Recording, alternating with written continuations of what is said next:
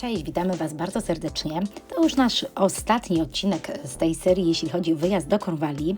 Tutaj zakończamy naszą przygodę, ale oczywiście nasz dzień dopiero się zaczyna.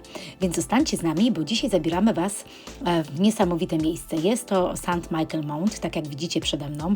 Miejsce, które jest fantastyczne. Jest to fantastyczna wyspa, do której można oczywiście dojść ścieżką, jeżeli ta ścieżka jest odkryta, a jeżeli jest już przypływ, to niestety trzeba do tej wyspy albo przypłynąć z powrotem na ląd, albo dostać się na nią też łodzią.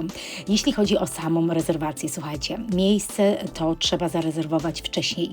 Kiedyś jak byliśmy tam za pierwszym czy za drugim razem, można było tylko pokazać swoje karty i można było wejść do środka bez żadnego problemu. Teraz w tej chwili, jak kończy się ścieżka, stoją obsługa z National Trust i sprawdzają, czy macie na pewno rezerwację na ten dany dzień. Jeśli chodzi o łódkę, no to już jest inna sprawa, to jest odpłatna opcja i tu musicie sobie już sami za tą łódkę zapłacić osobno, albo też online, bukując tam i z powrotem, w zależności od tego, jak Wam zasugeruje tutaj już system, także też tego się pilnujcie.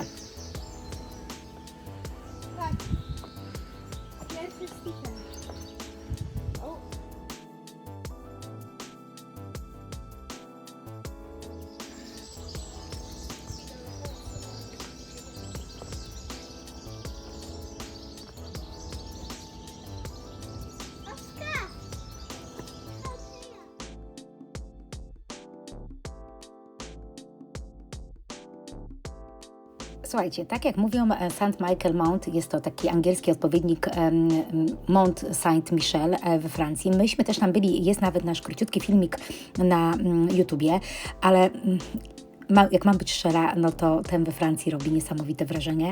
Zupełnie inny klimat niż tutaj. Tam jest po prostu góra, która tętni życiem, jest zupełnie inaczej, tam jest duża wioska, ale ta nasza jest tak samo bardzo urokliwa. My spędziliśmy cudowny dzień i oczywiście tutaj już Was za chwileczkę zabierzemy do środka, ale jeszcze mam taką informację, taką ciekawostkę. Ten zamek jest dalej zamieszkiwany przez rodzinę, która tutaj jest od pokoleń. Jest to rodzinny dom St. Abin, takiej rodziny i słuchajcie, oni zarządzają tym zamkiem razem z National Trust i tam jest bardzo duża część, gdzie jest informacja private i tam nie można niestety wchodzić. Tak samo ogrody. Ogrody, jeśli mam być szczera, no jest to nasza 4. wizyta w tym miejscu i powiem Wam, ani razu nam się nie udało trafić, bo albo ogrody były zamknięte z powodu jakiejś tam uroczystości, albo po prostu ogrody były jeszcze niedostępne dla publiczności, bo na przykład byliśmy, nie wiem, w kwietniu, czy byliśmy przed sezonem. Także to też troszeczkę dla nas nie było takie fajne, bo ja bardzo te ogrody chciałam zobaczyć, a mogłam je tylko podziwiać z góry. Ale z góry też są widoki fantastyczne. Zobaczcie zresztą sami.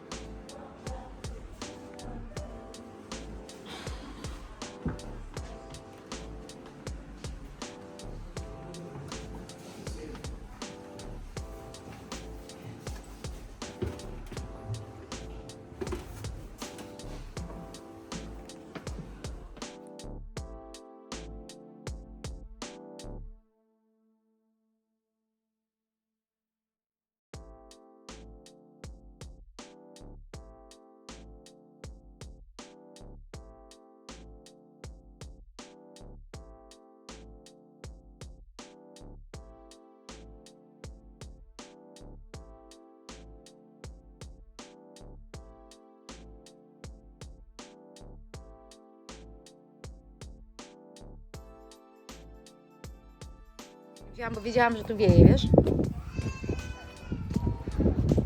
O, jak tu przypłynęli, jak te pływają w tym, patrz. Widzisz, i tutaj jak są te ogrody czynne, to tu można sobie normalnie chodzić. A, w Zamku Książ byliśmy, tam wchodzimy. Tak, tak, tak. Tam No, potwieramy te ogrody. tak.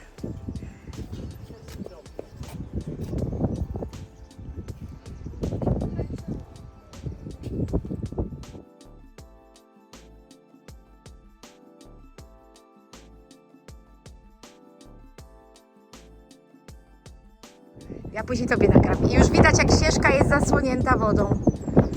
Widzisz? Już jak żeglówki. Patrz, jak żeglówki pływają.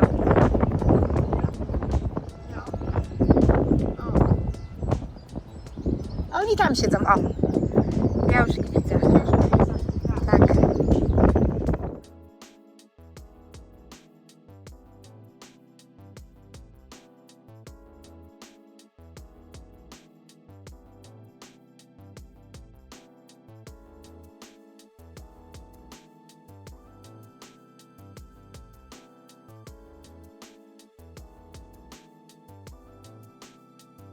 Tutaj na górze jest prywatny kościółek i też można do niego wejść. Odbywają się normalnie msze. Tutaj nawet w tym dniu, kiedy byliśmy, był chrzest i mogliśmy zostać, przyłączyć się również do tej mszy, ale zdecydowanie dla nas lepszą opcją było zwiedzanie dalej, ponieważ pogoda dopisywała. Zobaczcie, jak wygląda wnętrze tego pięknego miejsca.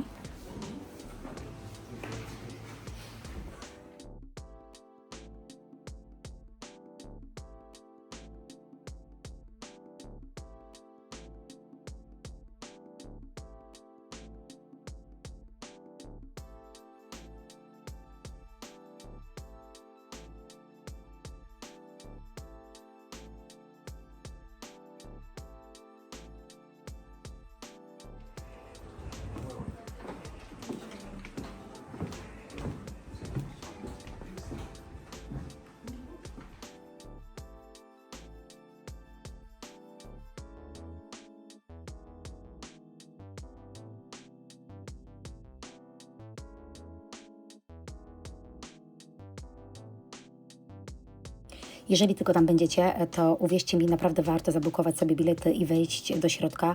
Ludzie przyjeżdżają z Europy, bardzo dużo jest turystów z Francji, z Niemiec oczywiście, więc tym bardziej, jeżeli macie taką możliwość, zatrzymajcie się i wejdźcie do środka. Na zewnątrz już po wyjściu, na dole znajdują się takie kawiarnie, lodziarnie, zresztą widzieliście wcześniej, jedliśmy, naprawdę są przepyszne lody. Kawiarenka z takim niesamowitym widokiem, że chce się usiąść i po prostu na chwilę z kawką posiedzieć i zrelaksować. Zobaczcie zresztą sami.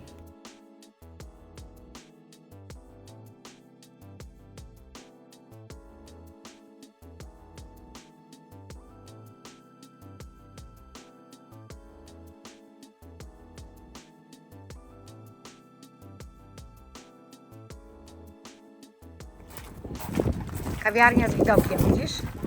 Jak pięknie. Wejdźcie, zobaczcie, co jest, ja przyjdę zaraz.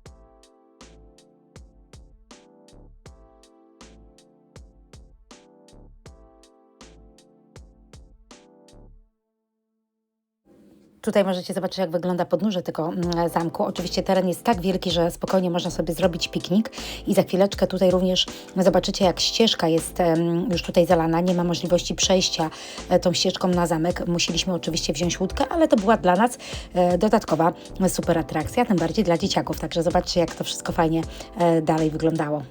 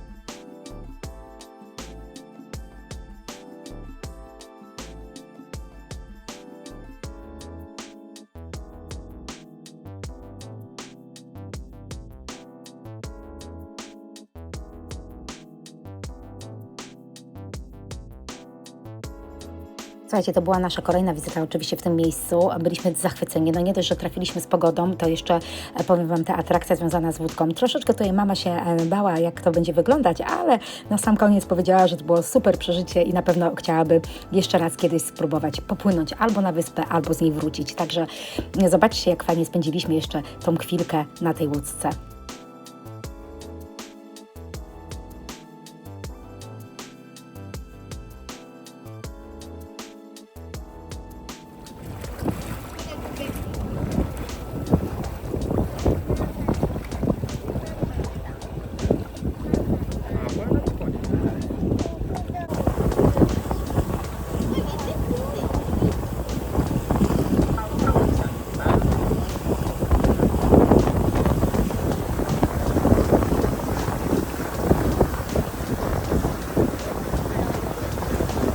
Co? Spokojne morze.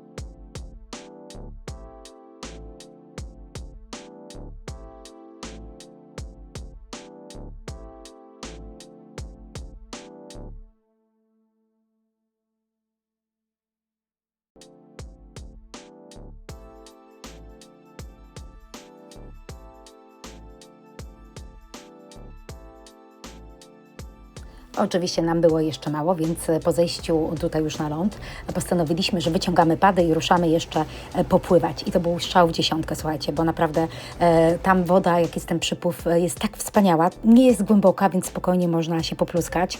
Dosyć głęboko się wchodzi, naprawdę nie jesteście zanurzeni po samą szyję, więc to jest super. Nadmuchaliśmy pada, ruszyliśmy. Oczywiście moim tutaj, że tak powiem, sternikiem była córka. Ona uwielbia pływać na padach i ja się z nią czuję bardzo bezpiecznie, jak pływamy. A dokąd płynęłyśmy?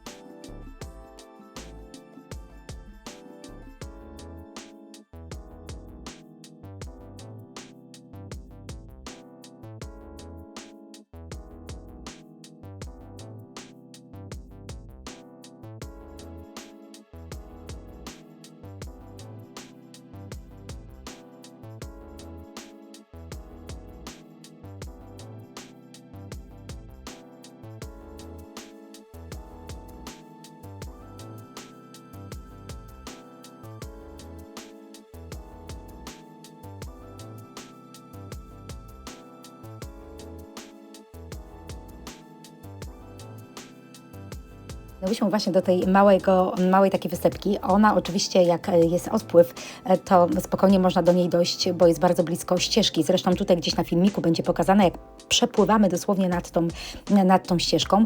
Chciałyśmy tam przybić do brzegu i to nam się udało i wejść, pochodzić po tej górce jeszcze tak przez chwilkę. Także zobaczcie, jak fajnie można wykorzystać dzień właśnie w tym miejscu. Można zwiedzić fajny, bardzo ciekawy zamek i oprócz tego można jeszcze rozkoszować się tą błękitną wodą.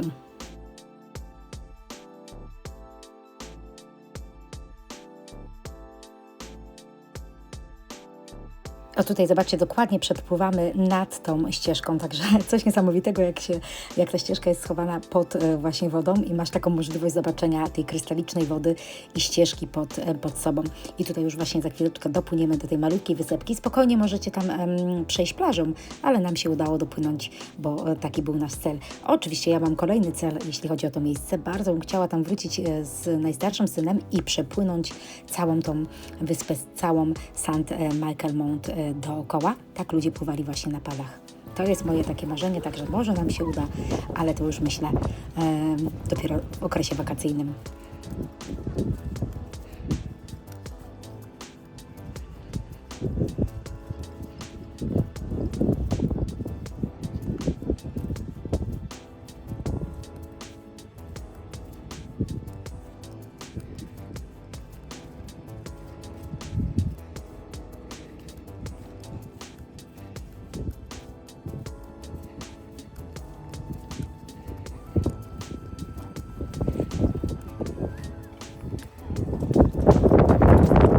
O, cześć Alunia, moja taksi.